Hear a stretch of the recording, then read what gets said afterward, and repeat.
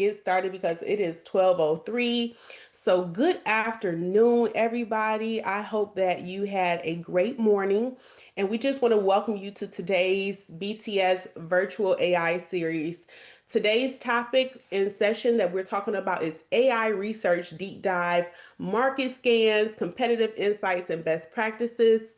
I'm Dominique. I'm with the Black Tech Saturdays team, and we are so glad that you're joining us for another session in this series. You took time out of your day.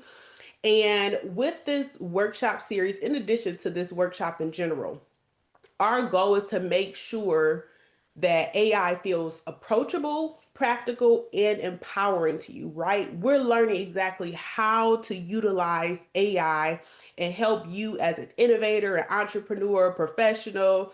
We want to make sure that you're using technology to work smarter and scale faster. And so, again, today's session is about just staying ahead of the curve, using AI not just for creativity or content, but more so for research and strategy, which is a lot of what people were putting in the chat. You want to know your competitor's strategy. And so, Sorilbran is going to be diving into how you can automate data collection, track your competitors, and identify emerging opportunities. And because when you turn data into insight, then that will help you make decisions faster, smarter, and with more confidence. So, we're going to talk about who is going to be leading today's workshop. Okay, so Sorilbran, a fellow Stone. I promise, I hope that I pronounced your name correctly. If You not, I did. You nailed apologize. it. Okay, yay! She is the founder of Five Talent Strategy House, and she's an AI visibility strategist. She's helped founders and high potential businesses engineer visibility and revenue through search and AI. She is also the creator of V.E.R.B. You might see it as Verb, but it stands for Visibility Engineering for Revenue Building. And she leads the Detroit Visibility Study, exploring how entrepreneurs are adapting to an AI-driven marketplace. So I hope that y'all are ready to take copious notes with this expert that we have in the room, in addition to yourself being an expert. But make sure that you're curious, you're asking questions, and really lean into this resource that we have, because today's conversation is going to give you tools to help you research smarter and strategize stronger. All right, so I'm going to pass this over, and it is all you. Hey, everybody. I'm so happy to be here. We got a lot to cover, though, so I'm going to hop right in. My bio is part of this, so we'll talk about me when we get there. I'm going to share my screen. Just holler, like when you guys can see it. Can you see me? Can you see the screen? Ow! All right, that's a holler. That was an official holler. Okay, so AI 101, AI research deep dive, market scans, competitive insights, and best practices. Let's see here. Okay, so first of all, would you please you guys just let me know who's already using AI to make marketing decisions. I'm not talking about writing captions. I'm talking about making marketing decisions. So beyond just using it as a tool for creating content for you, are you using it as part of your decision-making process? If you could just kind of drop that somewhere in the chat, that will help me to understand who I'm talking to and how granular I need to get. We are going to move kind of fast, but and I'm planning to have a Q&A session at the end, but if you have something that like we can't get past, then Dominique and Sekou will alert me and let me know like, hey, we need to address this right now. Okay, so this is the main, the key idea that I want to share with you right now. And that is forget the ocean and find your puddle. That is the hill that I will live and die on. I think that it's far more doable, more reasonable, and actually more exciting for you to focus on finding a couple of actual blue puddles. I call them blue puddles instead of looking for the proverbial blue ocean. I don't know if any of you here are familiar with the book Blue Ocean Strategy. Super famous book. It was pushed out, like it was made famous by W. Chan Kim and Renee Marbornia. But that book is 20 years old. The idea is simple, is that you build something so innovative and that you create an entirely new market, uncontested blue ocean, instead of fighting over what they call the crowded red ocean. The book is, oh, it's older. It came out in like 2004, 2005, and everything has changed since then, right? It's been 20 years. Every industry has changed. Search has changed. Discovery has changed, right? Our customers have changed. My 23-year-old does not make buying decisions the way that I did at her age. And why would she, right? She has access to different technology. She's living in a completely different world. I learned that last night when I was trying to help my daughter with her my 8-year-old with her math, and the opportunities are different. So here's the thing about the blue ocean: a lot of small founders don't have the resources to chart an entire ocean, to look at the entire industry and figure out where your blue ocean could be. But you don't have to, because the technology that we have available now, especially conversational and contextual search, has made it possible for your customers to find you through discovery behaviors that we can track and that we can see and that we can make that we can make marketing decisions with. So research follows behavior. I have been a marketer for 15 years, and so much of what I do is market watching trends and seeing how people are doing things, and living in, like tab after tab after tab of report. But one of the things that I want to just kind of flag right now is that research follows behavior. And by that, I mean, a lot of us can be kind of guilty of kind of waiting to see what the market is doing by waiting for somebody to validate what we're actually seeing in the market. And that makes sense, right? A study gets published, a big firm like Paramount Insights or McKinsey or Mattel drops a report, and suddenly that's the data. It's the data that everybody's operating off of. And it makes sense, but not everybody has your customer base. So I want to submit to you today that this idea that research follows behavior, not the other way around. The reports that we follow and that we use as the marketing Bible, those only get created when enough founders and marketers wave their hands and say, we see a change in the market. Now, I can't tell you how many times I've been sent a report that validates something that I implemented a year ago, or the number of times I've been sent a report by a member of the leadership team for a research report that I was part of helping to put together, right? Because as a marketer, those firms reach out to me and they'll promise me a Starbucks gift card if I share the insights that I've learned, with different things over the course of the last couple of months or the last year. Ask me how I'm using data, ask me how I'm using technology, that kind of thing. So my goal here is to tell you that your data is your advantage. You don't have to wait for some large organization to validate your data. If you can collect the data, you can act on the data. Okay, so a little bit about me. My name is Sorilbran Stone. I am a Detroit founder. I'm a visibility strategist. I have a background in content marketing for B2B brands. I drive pipeline for brands. My strength is inbound marketing, meaning I create content specifically with the goal of getting someone to make a purchasing decision. How does that track? This year, we're at about 17 million in inbound marketing revenue pipeline driven by content. About 4.5 to 5 million of that is ads. The rest of it is content, knowing what to say to people based on the data that I see. And the data that I typically use is not research reports. The data that I typically use is data that I pull directly from inside the organization or from the organization's clients and their partners, and like the stuff that's happening in sales calls. Okay, so let's see. Just really quick, I want to talk about this just really quick, just kind of give you a heads up. I am the founder of 5 Talent Strategy, but my goal is to scale visibility. I think of visibility as economic capacity, especially right now when people are changing how they look for things, how they find information on TikTok and search. Yes, TikTok search, but also Reddit, also LLMs. My entire skincare regimen came from a recommendation from ChatGPT. And I was in the store taking pictures of the shelf, uploading it to ChatGPT, like, tell me what to buy. Based on what you know about me, tell me what to buy. So visibility is becoming more and more nuanced. And it is the one thing that will separate companies that are barely surviving from companies that can scale up and have a long life. So I put together what I call the Detroit Visibility Audit. This is the precursor to the Detroit Visibility Study.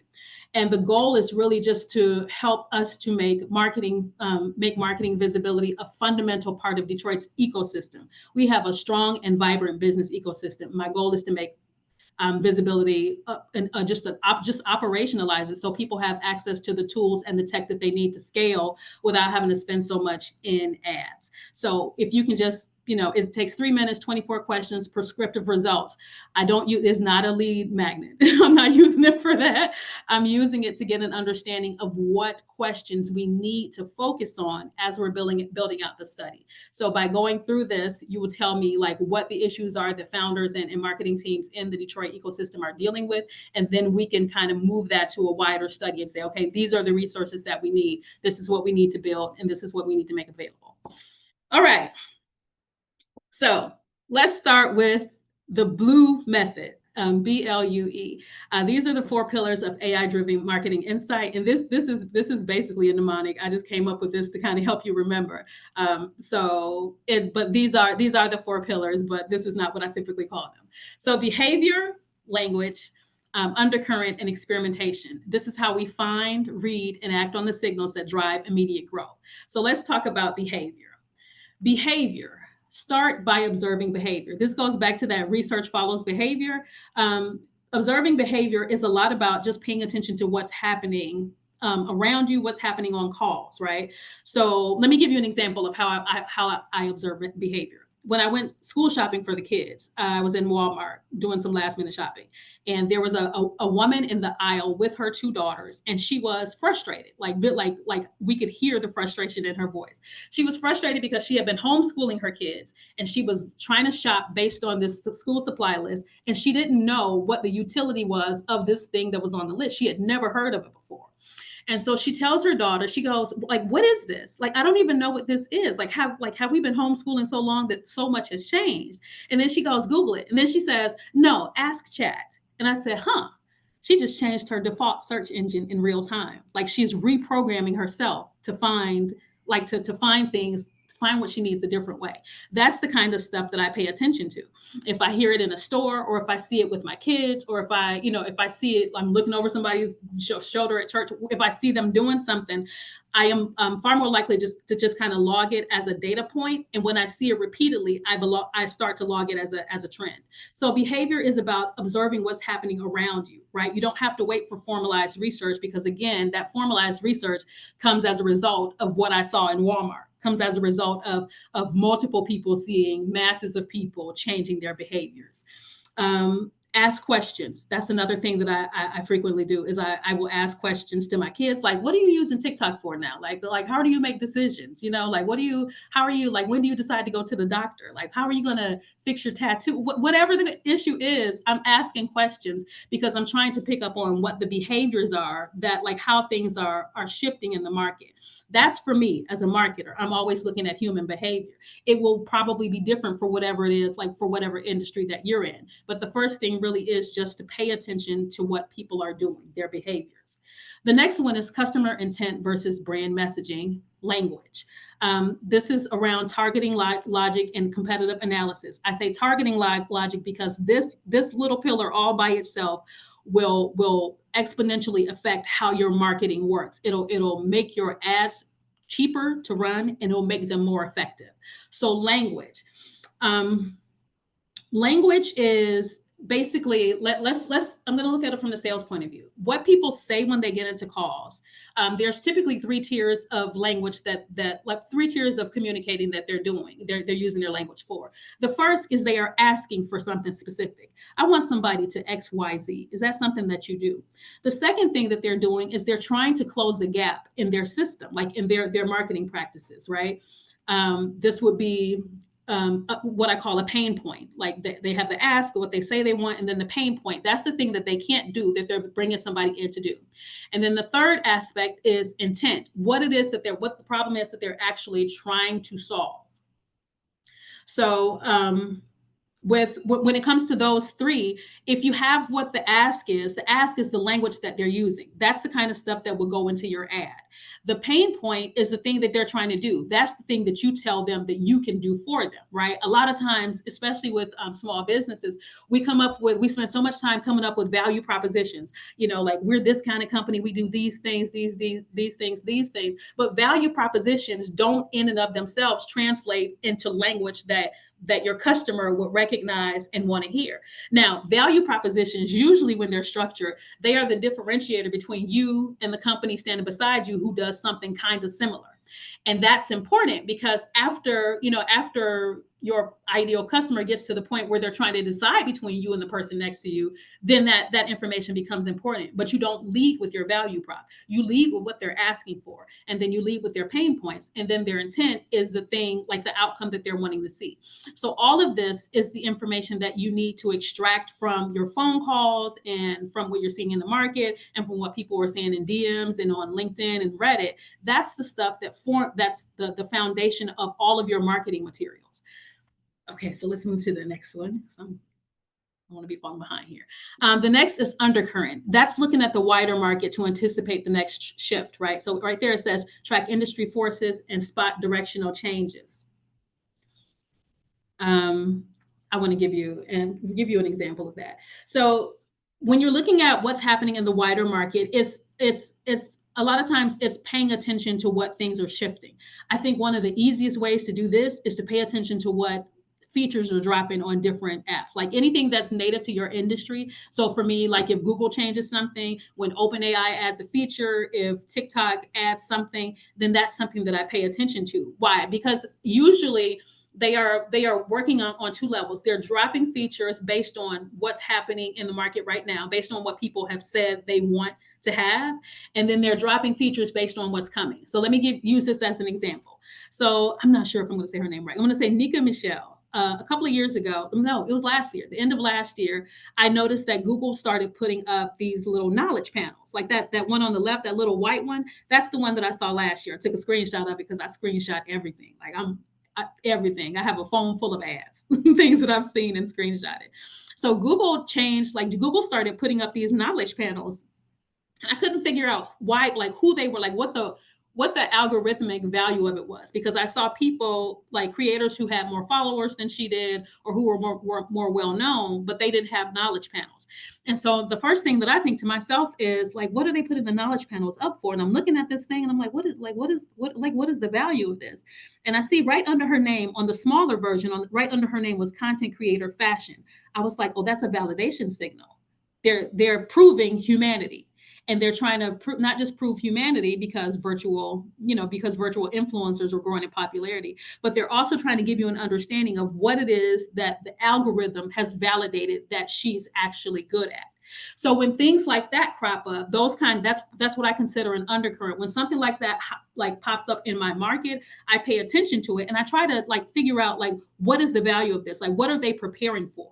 And of course, now this year is like virtual influencers are all over the place. They've been out for years, but they're all over the place. They're really, really hard now to tell a real influencer from a virtual one. So you see this happening in the market and you understand like, okay, there are validation signals and humanness is becoming a ranking factor in Google. So when I say look at the undercurrents, the shifts that are happening in your market, that's the kind of thing that I'm talking about. Under like just kind of paying attention and taking screenshots or whatever, just taking note of what actually is happening.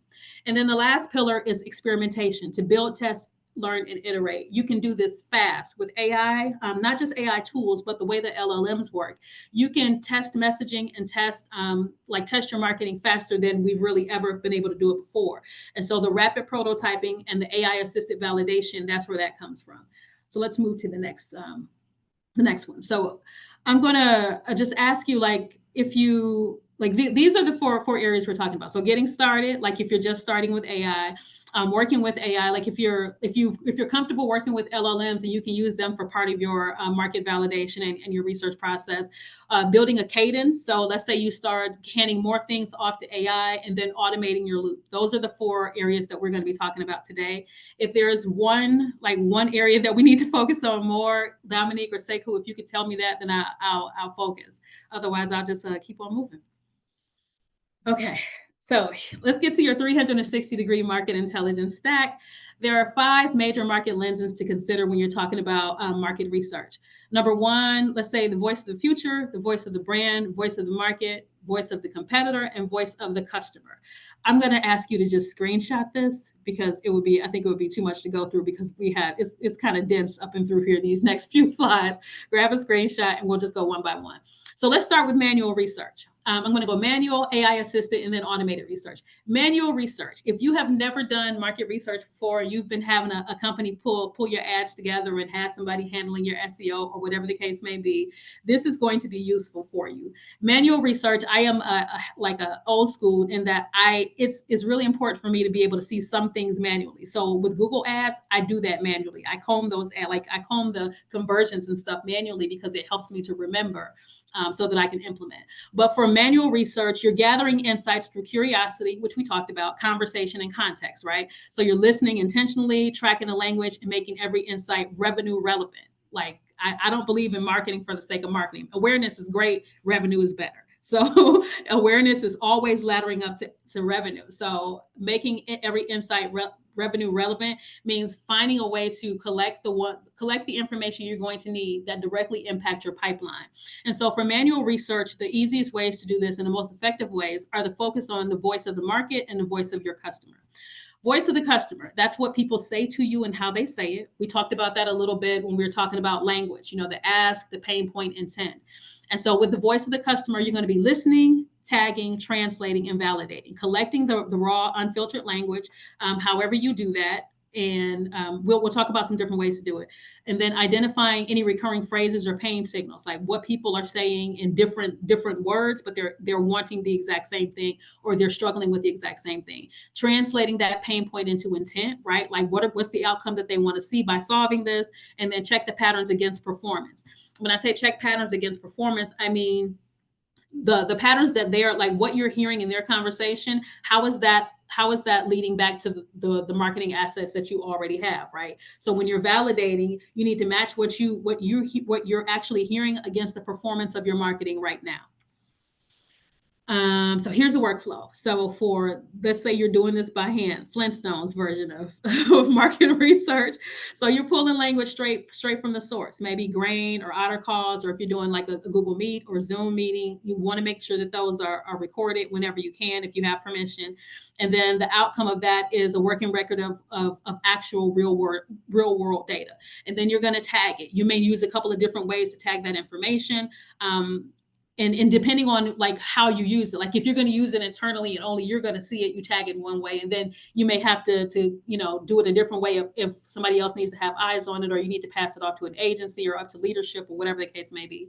So your tools, you can use Notion. I'm trying to go with lower cost tools, things that are easily accessible and not hard to learn. So there are tons more tools, but these are the ones that you can start today and see an impact by next week. So tools, Notion, Airtable, Google Sheets, and Excel, or Coda. Translate. You want to find the gaps between what the ask is and the intent, and then you can do that manually, cluster it in a spreadsheet, or you can actually drop that in ChatGPT. If you kind of clean all the proprietary information out of it, you can drop it right in ChatGPT and then validate it, test it against your performance, right? So you're looking at your dashboards. Any kind of ways that you're tracking things and trying to figure out like, okay, like what's working, what's not working, what do we need to change? So here's an example of a screenshot from a Grain call that I had a couple of weeks ago with someone. And you can see right there, I circled the prompt. Grain recorded the call and I said, like, pull out the frustrations and the unmet needs. And so Grain dropped them right there. What I will typically do to protect protect the proprietary information of companies is I will have Grain to kind of sanitize sanitize the insights, and then I would extract them and drop them into an LLM. I usually drop them into LLMs, specifically ChatGPT, because it retains context. Context is important because the insights that you extract need to ladder back to your actual business goals. ChatGPT and Claude, they say Claude now, but ChatGPT is really good at hanging on to context, right? Understanding what your goals are, what your restrictions are, what your restraints may be, what your capacity is, what you're looking at doing in the next year to 3 years, understanding where your market is going, and then being able to grab your insights and fit those within the context of what it already knows about you. So I use Chat GPT to hang on to business intelligence, like institutional knowledge.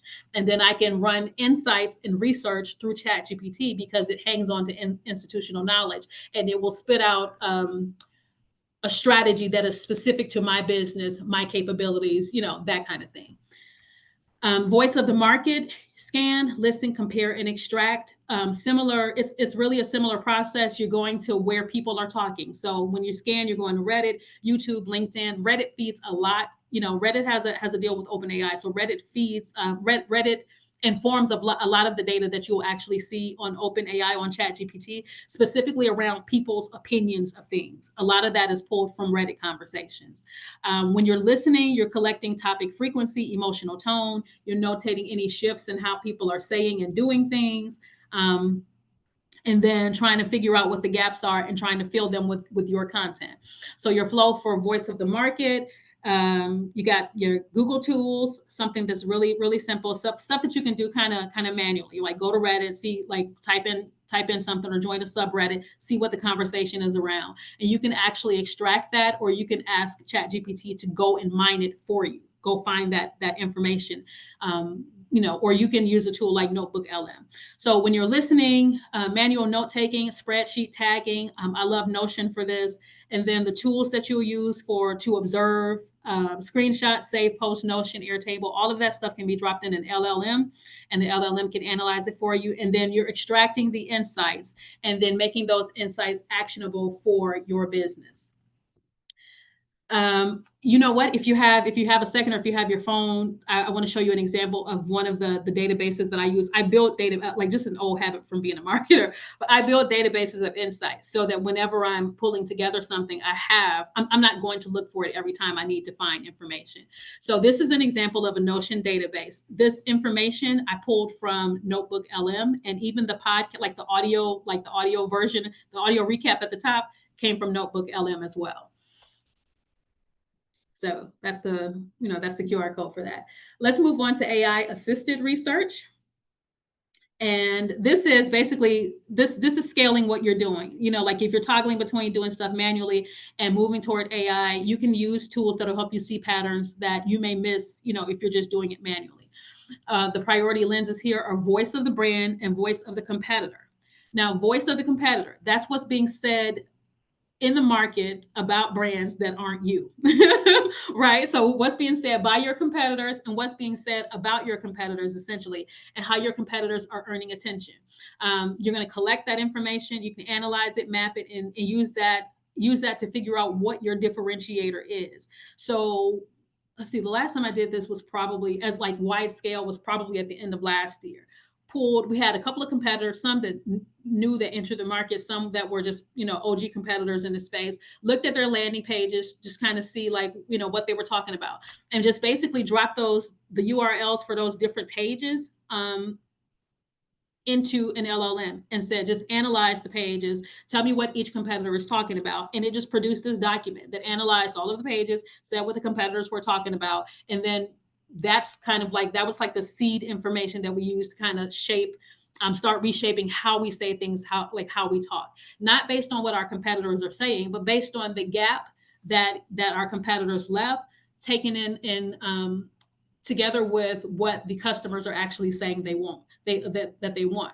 Because a lot of your competitors, you will find, are also kind of peacocking. They're not really answering customer questions or customer concerns. A lot of times they're putting up their value propositions, what we can do. We have this, and we have this kind of ecosystem and this kind of design, and all of that is great for bottom of the funnel when they're closer to making a decision. But when people are trying to decide if they want to shop, if they want to buy with you, you just kind of have to answer their questions and act like you heard them. So voice of the competitor, just kind of taking that information and dropping it into an LLM and having the LLM to analyze that information. Or you can actually use a tool. SEMrush, SpyFu, SimilarWeb are great for this. There are some caveats there. We'll talk about that. For analysis, ChatGPT, Claude, Notebook LM is great for this, and Perplexity. If you want to put together visualization so that it's easier to understand, especially if you're working with other people, there are some visualization tools there. Notion is great for that, FigJam, and then the differentiation, right? That goes back to what you're already seeing with your internal information and what your customers are seeing. The gaps that your competitors have left in the market where they're not directly answering the needs of your customer, your client base, that's going to be your blue puddle. That's going to be the space that you move in, and the space that you can move in and start to dominate. Okay, so let's look at SpyFu for a second. This is pretty much like SEMrush. SEMrush is the tool I actually use, but there's proprietary information in there, so I didn't want to put a bunch of stuff. I didn't want to put it on the screen. But SpyFu just kind of did like a general analysis of a particular industry. It was influencer marketing, a particular website. This is the information that SpyFu pulled. You can see that it tracks keywords, ads. There was information on there about how much the company was spending on ads, how many AdWords they had, that kind of thing. But here's the thing about LLMs, and I'm sorry, about this kind of technology. A lot of the analytics technology that is making recommendations and trying to give you insights on what people are saying in LLMs are best guesses. LLMs have not yet released that information. They haven't released their analytics information to the wider market. Excuse me, to the wider market. Sorry about that. Excuse me. They haven't released their information to the wider market. So a lot of what ends up happening, like this SpyFu page said that it had asked LLMs 250 million questions. That's great, except when you're undervisible or underrepresented, you usually don't get included in the 250 million questions. So you can see from this example, when I put in Black Tech Saturdays, nothing came up, right? So if you did not know the organization, you would think that Black Tech Saturdays is not in ChatGPT. That's because these tools, and they are expensive tools, they don't have first party information, right? They have to make best guesses based on either asking an LLM a bunch of questions that another LLM gave them, or they have to make best guesses typically based on what they're seeing happen with Google keywords, and Google people also ask, that kind of thing. So they are it's a hypothesis. It's not final. So just keep that in mind as you're dealing with some of these competitor research tools, is that they have plenty years worth of information and insights from different search engines like Bing. Bing is getting much better at that, and then Google, but they don't have first party insights yet from LLMs. All right, voice of the brand. This is talking about what your data already knows, right? This is the stuff that happens within your organization. I'm a big proponent, especially if you're working with AI or you're working with LLMs, of using something that I call a brand intelligence stack. A lot of times what happens when these organizations lay off their human talent and swap in AI tools instead is that the information about your organization, how your organization runs, why you do certain things and don't do other things, that leaves when the human who held that information leaves, right? So I try to do my best to build that kind of knowledge into the LLM as I'm working with it, which is why I say the context is so important. If you work with something like ChatGPT or Claude, and they can hold context about what's important to your brand, the struggles that you have, what happened earlier in the year, what your goals are, where you're coming from and going to, then when it's time to make some marketing, decisions about your marketing strategy, that gets factored in. So the voice of your brand, this is coming from your brand intelligence stack. It's coming from the insights that you'll pull from across your assets, your landing page, what's happening in your capabilities deck, your pitch deck, the internal docs that for things that you want to build or things that your dev team is working on, that kind of thing. You're going to contextualize it, refine it, and reinforce it. And that just means making sure that everything within the voice of your brand, that it becomes aligned with what the market, and by the market I mean your customers, it becomes aligned with what your customers are asking for, or what your ideal customers asking for. You're not necessarily always trying to align with the wider market, because most of the time the wider market is operating on research that's based on old data. So you want to always be you always want to prioritize the voice of your customer whenever you can. The voice of brand flow. the voice of brand workflow. You're going to aggregate, pull the internal signals, summarize the core patterns, refine, reinforce. Please take pictures of these because I see we're bumping up against time. I'm going to have to kind of kick it up a little bit. And I want to make sure that I leave time for questions. Okay, so Notebook LM. This is one of my all-time favorite tools. It's great for pulling up information about your specific brand. You can see here the input sources. You can have this thing go on your Google Drive and pull information. So your brand assets, cape decks, like copy for landing pages, all of that stuff can be pulled into Notebook LM and then use that as a source. You can also drop links, put your website links or other website links in YouTube videos. You can copy and paste text. Notebook LM is essentially, I use it as a research aggregation and synthesis tool. I can do a search for something, ask it a question, and it'll pull in sources on the left-hand panel. I go down those sources, make sure I agree with those sources being pulled in and used to inform whatever output I want. Sometimes it's trash, and I take them out. Just uncheck it. I don't want to hear from that publication or organization or that kind of thing. And sometimes, like most of the time, it's going to be good stuff. But the good thing about Notebook LM is that you can get the output in a number of different formats from podcasts. There's an audio overview up there, video overview, mind map, and it will just basically take the information that you aggregate and turn it into the next iteration of information, right? So this is a really great tool for being able to grab tons of bits of information from a bunch of different sources and having AI work with you. I'm a big proponent of collaborative AI, work with you to work through your strategy. The last one is automated research. This thing makes things faster, significantly faster. I'm going to be a stickler here and say, don't go straight to automated. If you haven't exercised your chops to understand, like to be able to do the manual aspect of it, learn that first, because a lot of times what ends up happening when we go straight to automated is that we skip over the muscle memory that you're going to need to have, like the ability to be able to recognize when something doesn't look right, or when something looks right, or when a new trend is popping off. Like those things you need to be able to recognize, especially if you're dealing with an AI that you haven't trained with any kind of institutional intelligence about your organization. Because if it doesn't know anything about your organization, it's not going to know what would matter to you. And so it will do what most brands are doing. It will prioritize the things that are important to everybody instead of the things that are going to be important specifically to your organization. So I would say I love automating things after you have a fundamental understanding of how those mechanics work. So automate your research. You have always on dashboards, AI triggered alerts, and a continuous validation loop. You're dealing with the voice of the brand, right? What you already know and what you're going to sharpen and what you need to say next. And then there's the take a picture of the brand workflow. If you take a picture, grab that. And then we're also dealing with the voice of the future, right? Like we're trying to spot what emerging signals are happening before they actually hit the market. Let me back up one. So this is a dashboard. I think I have scrubbed it of all proprietary information, so we're good here. This is a dashboard that I put up when at the end of Q1 when Google Ads stopped working. They were performing exceptionally well, and then they just stopped working. So I knew, there's nothing wrong with the ads. The ads are good. I need to figure out what changed in the market. And so I pulled together dashboards.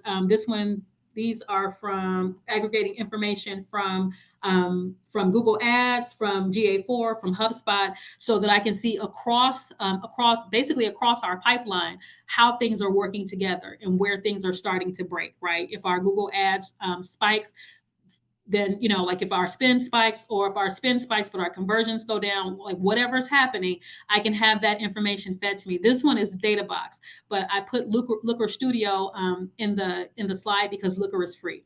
DataBox is it's not expensive. It's like, I think it's like $200 once a quarter, something like that.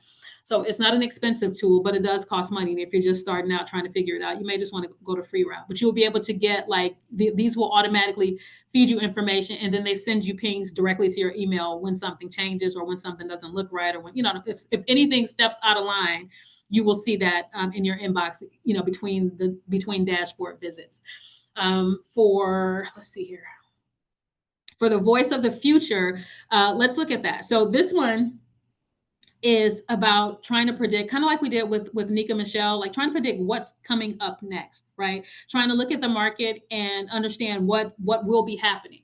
That's important for your marketing because the space is changing so fast. You cannot plan your marketing based on just through the end of the quarter or just through the end of the year or just through the end of whatever, because you'll be in this perpetual cycle of rebuilding marketing, rebuilding marketing. So for instance, when ChatGPT came out, I thought it was cool. But when Google put up the AI overview in 2023, I was like, oh, we need to change. We need to change everything. Like Chat GPT is one thing, but Google is fundamental to search it, search in this part of the world essentially. So if they're putting up an AI overview, even if it's beta testing for like the first year or whatever, then that means we need to change how we do our marketing strategy. Because if Google is going through all the trouble of making it easy for people to ask a question and get an immediate answer, that means the search traffic is about to take a serious hit. That means we need to figure out ways to be able to show up, in these spaces, that kind of thing. So when you're tracking when you're tracking it and optimizing for future flow, you are monitoring chatter. It's not spying on people if it's marketing. I'm kidding, but like you're monitoring chatter. You're looking at like what the predictive trends are, not just for your industry, but for the wider market, for the industries of your ideal clients, for like what's happening with spending, and like like the language that we talked about earlier, like what are they saying and what is that indicative of. And then you want to map that so that you understand like what the core themes of are the like what the core themes are of where the market is moving. And then run experiments, right? Like you want to it's almost like you have to keep one foot in the present and one foot in the future, because you're optimizing for the present, but you're always laying down tracks for what's coming next. So the voice of the future workflow is really about trying to be prepared for what's coming next. And then AI is really good. I am like I it is not unusual for me to once a quarter to hop into the different LLMs and say, give me the trajectory of this industry that I'm in right now. Give me the trajectory of what it is that I do right now. How will I need to change? What am I missing? Like, do you see that I have blind spots? What haven't we prepared for? That kind of thing. And then LLMs can say like, well, these 7 things just happened, in the last 3 months. And this is how it's going to affect the wider market. So voice of the future workflow is about really just having that one foot in the future so that you can lay down the tracks for what's coming next. So here's your stack. More screenshots, some LLMs that will help you with your market research: ChatGPT, Gemini, Claude, and Perplexity. Copilot is not there yet, unless you're working with a Microsoft stack. But these will help you get started. Perplexity is fantastic for research. Citations are right there, so you can check citations immediately. Claude is so smart, the by far the smartest AI. I think ChatGPT, your digital bestie, will remember that you got to pick the kids up from school and do stuff while you're gone, that kind of thing. And then Gemini, multimodal search. I will say about Perplexity that it is the fastest learner. So when you are iterating and testing messaging in real time, especially if you're building a brand and trying to make sure that you're getting out there with visibility, Perplexity is the AI that you want to check the most frequently, because it pulls data in real time. If you put something on your website or you start saying a certain thing on LinkedIn, Perplexity is important, not because it sees it first, but because Perplexity will start reshaping your narrative in real time. And you will be able to make tweaks based on what Perplexity is building before the other LLMs pick it up. Your analytics tools, Looker Studio or DataBox, they basically do the same thing. Spike AI and then Supermetrics. I've worked with Spike. It's a pricier option. I'm actually onboarding Spike with a client right now, and it's a great option. Fantastic at optimizing different web pages, but you're gonna pay for that convenience. It's a great company though, great company. So if you're looking to start like maybe a little bit more modest, Looker Studio or DataBox, I would recommend. Once you're really ready to really scale things up, then I would say go with Spike. And then for tools that help you spot the next wave, Glimpse is a great one. Glimpse works just like I feel like we skipped a slide. I thought I had a Glimpse slide, but Glimpse works just like a deeper version of Google Trends, if you've ever looked at that. So Google Trends, like basically you can type in a term or type in something that's happening, and Google will show you a chart of exactly when that thing started trending. Like you can look at it from 3 months ago, you can look at it like 5 years ago. Like, was this a thing 5 years ago? Glimpse can tell you if it was a thing 5 years ago. Exploding topics is another one. Notebook LM will allow you to pull data in real time from sources that you approve, and then Perplexity Pro is also really good at that. But if you're just looking for quick charts and stuff, Glimpse is the perfect tool. Final word, your data is your differentiator. I know we like to find out, like who has validated information, what's the latest research on this, the latest research on that. The latest research is in your phone right now. Like it's in your call log. All of the data that you need to make really productive and profitable marketing moves for your specific business. Bet it's in your call log, it's in your DMs, it's on LinkedIn, it's in your email inbox, that kind of thing. So while looking at the wider market is important, is valid, is really helpful for understanding where everybody else is, you always want to look at your space. You always want to look at what your customers are actually saying, and then build your marketing and your data analytics structure around that. Let's stay connected. This is the QR code will link you to my LinkedIn. There's my email address. I didn't put there because why? Let's hook up on LinkedIn. I'll never see your email. I'm kidding. But Sorilbran.com, 5talentstrategy.com, and you can find me anywhere at Sorilbran. I will say that someone created a Dungeons and Dragons character named Sorilbran, so it's usually me, but sometimes it's her or it. And I think that's it. All right, perfect. So, Sorilbran, first off, thank you so much, everybody. Just give her a round of applause, show her some love for this amazing, powerful information that she gave us. Thank you. Thank you, thank you, thank you. There were a couple questions, and we want to make sure that we are looking at these questions. The first thing is, I know there were a couple, it may have been at least 2 slides that said screenshot this. Oh, Could okay. we go back really quickly just so people can screenshot it? Mm-hmm.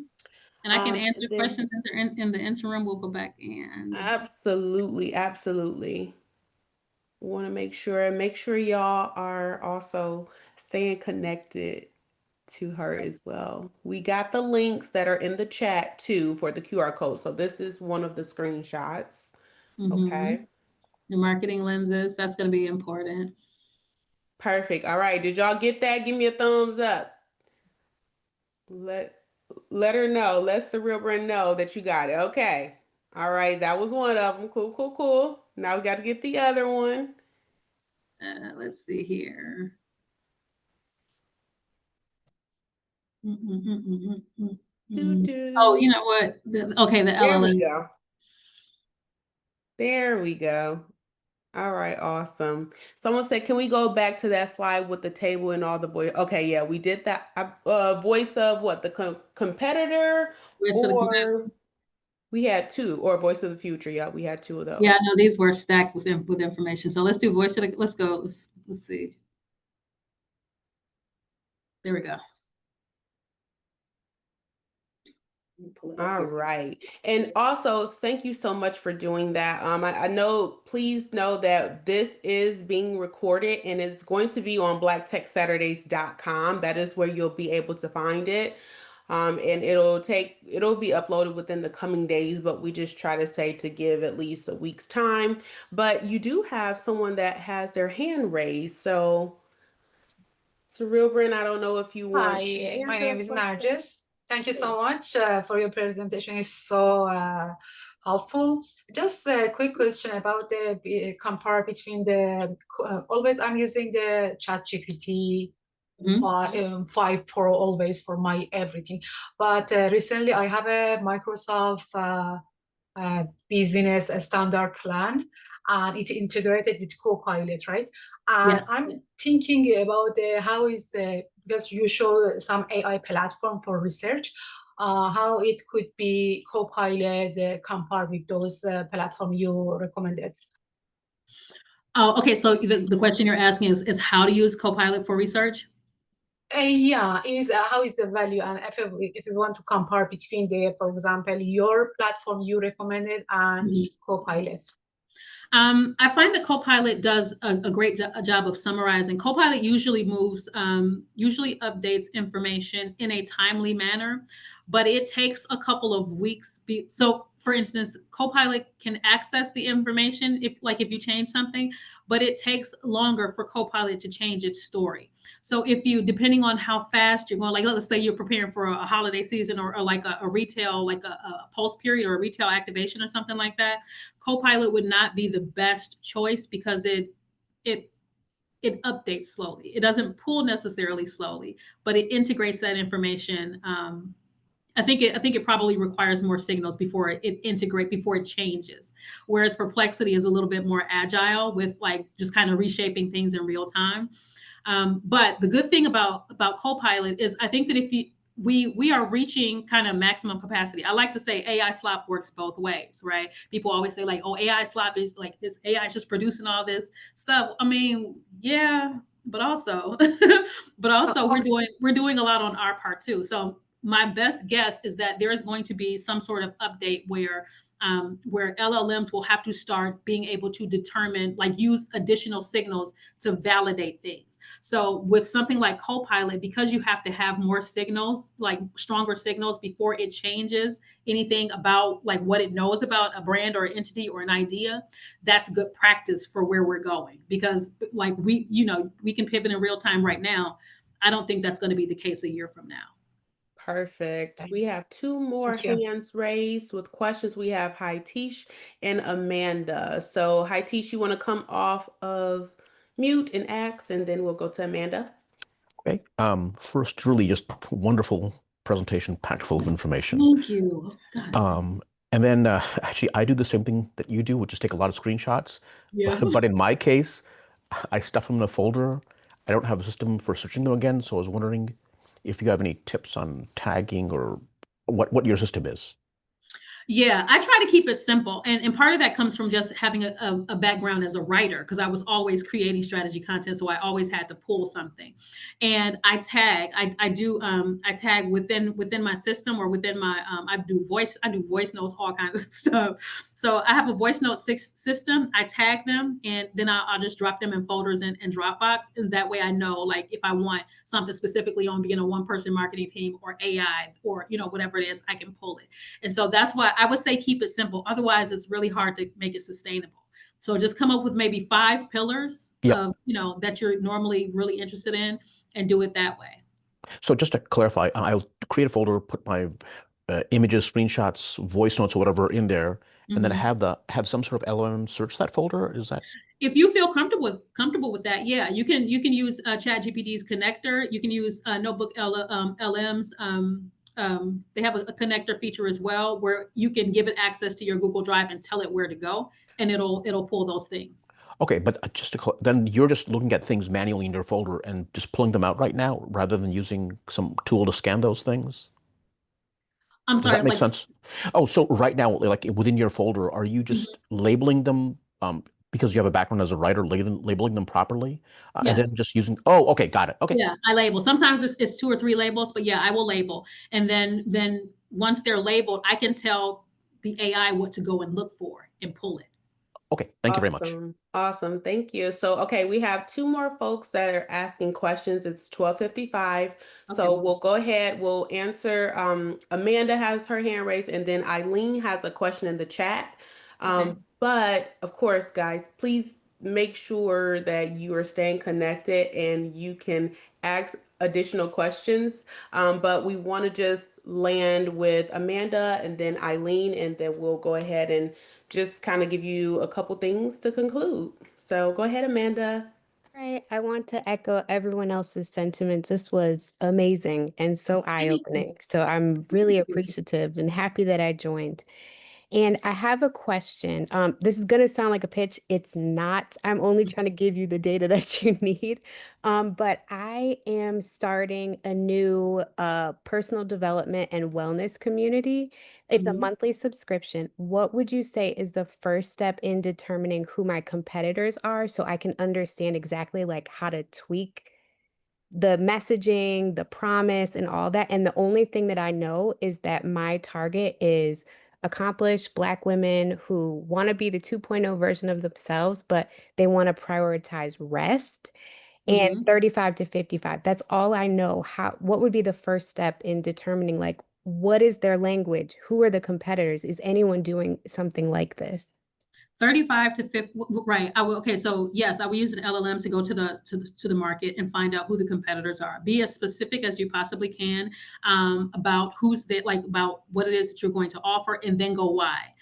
You want both of them because if there is somebody who's already showing up for rest or whatever the case may be, you want to be able to identify those people. And then for Black women, 35 to 55, those conversations happen on Facebook, and then they are widened. I'm not widened. They're expanded on YouTube. We love YouTube. We love Facebook. We love Instagram. So that's where you're going to go for that language and those conversations. And I would just say for those, you would just need to like you can do groups or you can do or you can do hashtags. You really could still do hashtags on Instagram. But yeah. Okay, so with the LLM, I'm asking them, are there competitors, or am I asking them, what are these people interested in? You're going to ask, who are your competitors? Like you're going to say, who is known in the Detroit market for X, Y, and Z? And then if they produce something, like great. If they don't, then you go wider. Okay, well, who's known, for who are the top wellness coaches or who are the top wellness coaches for Black women?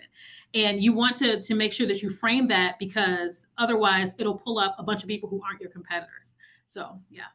Thank you. Very helpful. Okay, and then one last question here from Eileen. What is the scope of resources, example, staff, and etc., that you currently utilize to conduct deep dive research? How has AI enabled you to streamline or improve efficiency, etc.? The scope of resources, I'm going to take a stab at this. I'm not 100% sure, but I guess I can answer that backwards. AI allows me to grab all the things I can think of. We can look at this thing a million different ways if I have AI. If it's just in my head or the spreadsheet, things get limited really fast. So depending on what it is what the problem is that I'm trying to solve, right? So for instance, if I'm trying to find, let's say a market that's maturing, right now I'm dealing with a market that's maturing and leadership isn't moving fast enough. And their pipeline is sustained right now, but the business is about to die. And whether it's ego or what. My goal is okay, let's find the blue ocean. Where should they be? Where should they be going next? How can we integrate that as part of our strategy now and wait for leadership to catch up? So it's one of those things where the adding artificial intelligence to kind of track movement and to kind of to think with me allows me to scale my thinking so that I can kind of see around corners. So I think that for something like that, that is the best use of AI is being able to see around corners and to be able to do more in the same amount of time that it would take you to come up with a strategy for one or two things. Does that answer your question? That answer your question, Eileen? Can you give us a thumbs up? Yes, no, maybe so. All right. Well, while we're waiting for that, again, it is 1 o'clock, and we are always making sure that we want to honor your time. You did answer her question, so thank you. Just to let you all know again, I know you already showed her some love. Make sure you stay connected to Sorilbran. And our next session is going to be this Thursday at 6:30 p.m. Eastern Standard Time. It's 1 hour.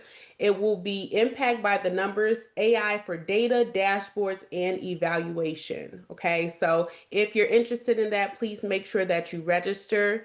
You can find our links on Event Noir. I always pronounce that wrong. Or you can find the links on our social as well as our newsletters. But also, if you missed a part of today's session and you want to revisit it, the recording again will be available on blacktechsaturdays.com within a week's time. And we just want to thank you all so much for attending. Thank you for being a part of our Black Tech Saturdays community. We are learning, building, and leading together through innovation. And so just want to thank all of you for coming, and we hope you have an amazing week ahead. So that's all we got. Great job, everybody. Thank you. Thank you for showing up for yourselves. We are all set. All right. All right. Bye.